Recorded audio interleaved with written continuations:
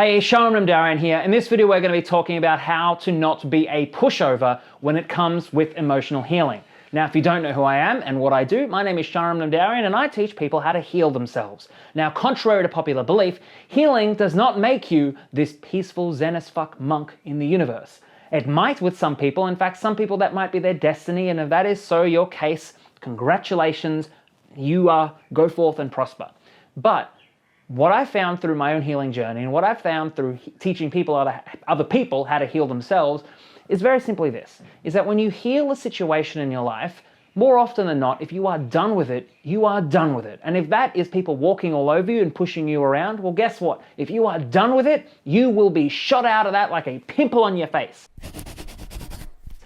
So what are we talking about when we're talking about surrender and we're talking about emotional healing? If you don't know who I am, you're here. Hello, my name is Sharam and I teach people how to heal themselves. When we talk about healing, we are talking about that one fantastic word that I will use over and over and over and over again. And when you hear this word, I want you to think of me, and that is surrender. Now, when we're talking about surrender, we're obviously not talking about life surrender. We're not saying I bow down, do with me what you will. We're talking about emotional surrender. We're talking about surrendering to how it feels, and that a good majority of life problems exist and persist from a lack of feeling. That we are avoiding how we're feeling. We're avoiding the grief, the pain, the anxiety, the whatever it is, and so that actually persists and creates a lot of additional problems where we're now not only dealing with our grief, we're dealing with the grief about the grief, or we're dealing with the anger, we're dealing with the anger about the anger. So, for example, when you are dealing with someone who pushes you around, we're not going to be like, hey, give in to them. We're not going to be like, hey, surrender to them. What we're going to say is, hey, surrender to how it feels. Especially if you're someone who has been pushed around a lot in the past, what ends up happening? You sort of say yes. If you're like me, there are certain situations that I've healed that I'm talking this from my own experience, but some situations that I'm still healing, that when someone gets me in a certain way, it's extraordinarily hard for me to say no. And when it's extraordinarily hard for me to say no, how does that feel? Small, painful, angry, annoyance.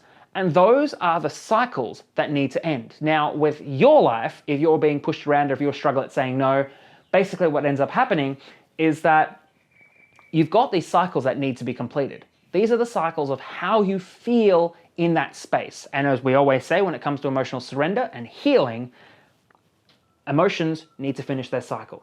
They need to finish their cycle. They have a start and an end. Now, we've already started them because you're already experiencing it, and the end is whatever the fuck it is for that emotion. There is a start and an end, and when that is the case, we eventually learn from it, or we are pushed out of it, or whatever it is. So, for example, in your own life, if you are struggling to say no to someone and you are being pushed around, well, what ends up happening?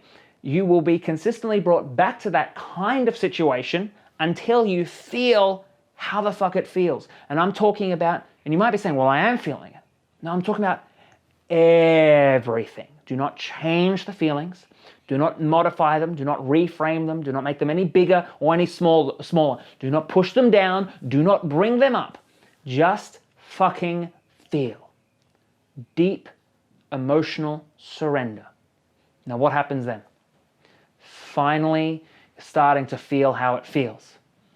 Now, truth be told, if you're someone who can't say no, and if you're someone who has been pushed around or is being pushed around in that situation, how the fuck does it feel? My guess is it doesn't feel good. But when we're avoiding that, what we're avoiding that feeling that it doesn't feel good. When we're not surrendering, when we're like, oh, it'll get better. They'll change. I'll change. Something will happen. Maybe after 10 minutes, it will be fine. Maybe after an hour, it will be fine. We justify the pain in order to minimize the pain, to stop us from feeling the fucking pain. But what happens? You feel that goddamn pain. It runs its course. You realize how painful it is. Now, for me, when I'm in those situations, there's a lot of other stuff that comes up. A lot of anger, a lot of, I can't believe I'm fucking here again. All of this stuff that just comes up consistently over and over and over again that makes me realize I've been living this cycle for my whole life. Now, eventually, all these cycles end, depending on how soon or how far you are on your healing journey. Obviously, the more you walk down it, the easier these bigger things will come. But as it happens, you will finally have witnessed how painful it is to be walked over in such a way, how painful it is to be pushed over, and how painful it is to have that inability to say no. Because when we can't say no, we aren't fucking saying yes. And when we can't say no, we're teaching the people who walked all over us that it's okay. And is that something that you want if you are in that situation? Probably not. So what ends up happening? You develop and heal and develop an intense awareness for the situation. Sort of like how I said, a pimple, you pop it, it goes. It will be, and I say almost impossible because it's okay to come back to these situations to heal again. It'll be almost impossible for you to be in that situation. Because as you go through that situation, you'll become very aware as you surrender. And not only surrender, you surrender how it feels and how you feel about how it feels. Basically, for example, in my own situation, I became very aware of that situation, very aware that I was telling myself all these stories to minimize the pain, very aware of how to get out of it, and very aware that I started realizing that I was afraid of saying no and afraid of trying to change it, afraid of them judging me, afraid of me being judged, afraid of being hurt, afraid of being all the names, things like that.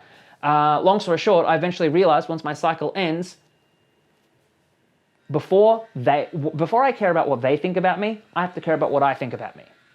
And that's the same thing with all my content. Before I care about the likes, the subscribers, things like that, I have to care whether I like it. And the truth be told, if you've been a people pleaser for your whole life, that's a hard thing to answer.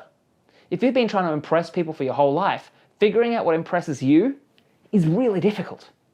Because it's like you've practiced for them, you haven't practiced for you. Developing your own tastes is super important. So as you surrender, as you feel, you also become so aware about how painful it is to have people walk all over you that it's sort of like touching a stove. Touch that stove the first time. Great. Hurts. Did you learn from it? Did you surrender to how it feels? They're like, oh no, it's the stove. Maybe in 10 minutes it won't hurt. Oh, they won't ask me to do this again. Things like that. Touch the stove a second time, that's your fault. That shit's on you. But this thing is the same. Once you fully learnt and healed a situation, if it is not a situation that you are consciously choosing, it is very hard for you to put yourself in there. I became very aware in my own situations where people were, for example, walking all over me, that I almost like rearranged life. I recognized that this person probably couldn't hear me say no, and they wouldn't allow me to say no, and they might manipulate the situation. So what ends up happening? I'm going to speak their language, and their language is changing a situation into which I can't say no, so my language is manipulating the situation into which they can not even ask. And that's the truth here. That's what happens, is that sometimes language is explicit and people will talk to you. A lot of the time it's implicit. And that's where the dangerous gray zone is, because things might, that's a whole topic for another video. But what I'm getting across here is that you will realize that sometimes people are manipulating the situation to put you in a situation where you can't say no, and it was never your fault. You just weren't strong enough to say no, and now in the future you're learning to say no, and that's great, fantastic, because the more powerful your no's are, the more powerful your yeses are, and people will ultimately respect you more for standing up for who and what you believe in. So what am I saying here? Surrender, surrender, surrender. Surrender to how it fucking feels. Every time you feel pushed around, every time you feel knocked over, every time you feel like you can't say no, how does it fucking feel?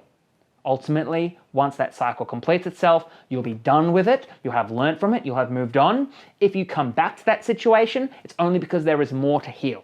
And it's only because there is more unresolved emotions, and that is fine, that is fantastic. And guess what? I have finally, at this point in time, finished recording. I'm currently editing today the online audio course called Healing the Blocks to Love, which I specifically talk about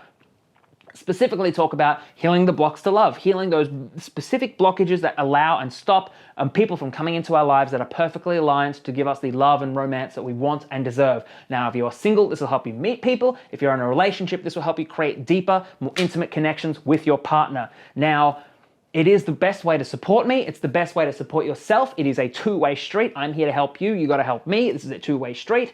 I can't do this forever without being paid. Let's be honest.